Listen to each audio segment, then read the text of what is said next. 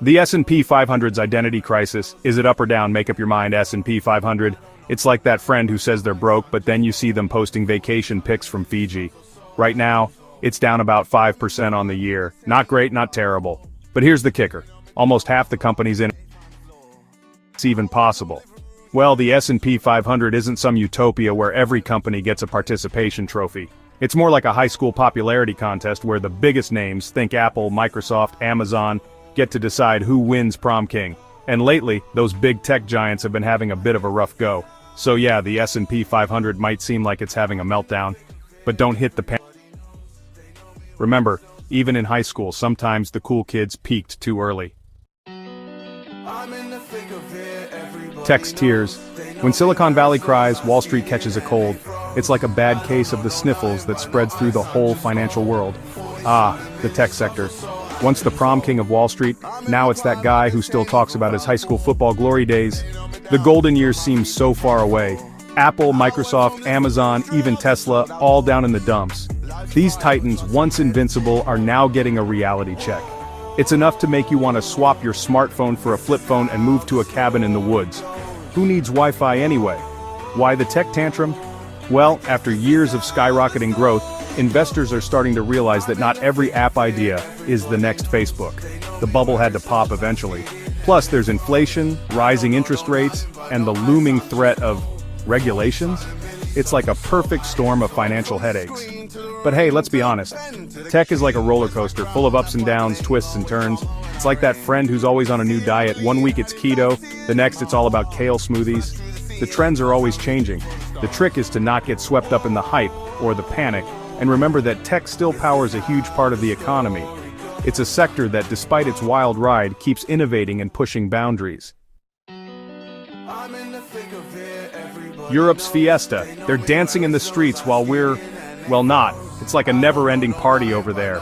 Meanwhile, across the pond, Europe is having a blast. The streets are alive with celebrations and the atmosphere is electric. Their stock market is up almost 20% on the year. Investors are thrilled, and the financial sector is buzzing with optimism. They're like that annoyingly perfect friend who always seems to have their life together. Everything just seems to be going their way, while you're over here trying to remember if you paid your electricity bill. It's a stark contrast, isn't it? What's their secret? Well, for starters, they're not as tech-obsessed as we are. Their economy is more diversified. They've also got some pretty sweet government stimulus packages going on. These measures have really helped to keep things afloat. And let's be honest, after the last few years, who wouldn't want to escape to a place where the wine is cheap and the healthcare is free? It's like a dream come true. But before you pack your bags and hop on a plane to Berlin, remember, Europe has its own set of problems. It's not all sunshine and rainbows. They're dealing with an energy crisis, inflation, and oh yeah, that whole war thing happening next door. These are serious issues that can't be ignored. So maybe hold off on buying that villa in Tuscany for now. It might be best to wait until things settle down a bit. Section 4. Why the S&P 500 is like that X you keep going back to. So, the S&P 500 is down, tech is throwing a tantrum, and Europe is having a party we weren't invited to. It's a tough time for investors, and the uncertainty can be overwhelming. Should you just crawl under a rock and wait for the apocalypse? It might feel like the end of the world, but let's take a step back and look at the bigger picture. Here's the thing. The S&P 500 is kind of like that X you keep going back to.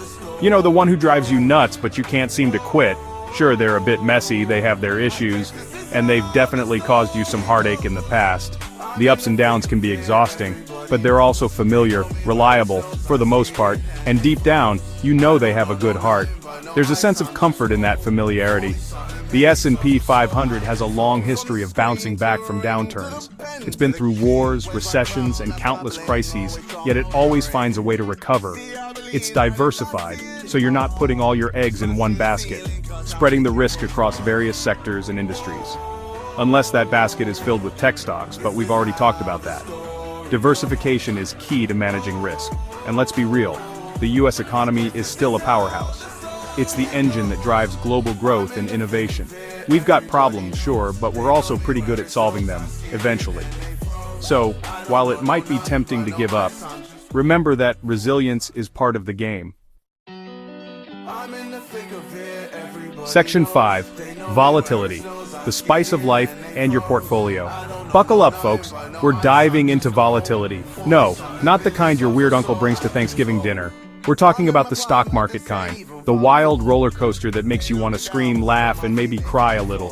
Volatility is like that surprise twist in your favorite TV show. It's unpredictable. It makes you question everything you thought you knew about investing, but it's also like finding a hidden gem in a thrift store.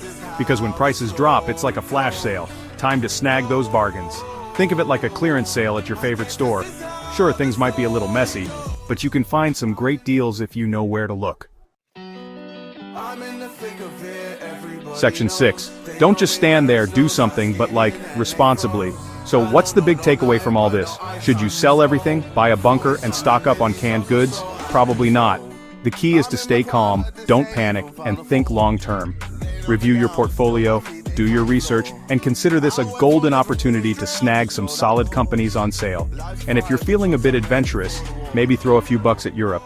Just don't tell them we gave you the idea.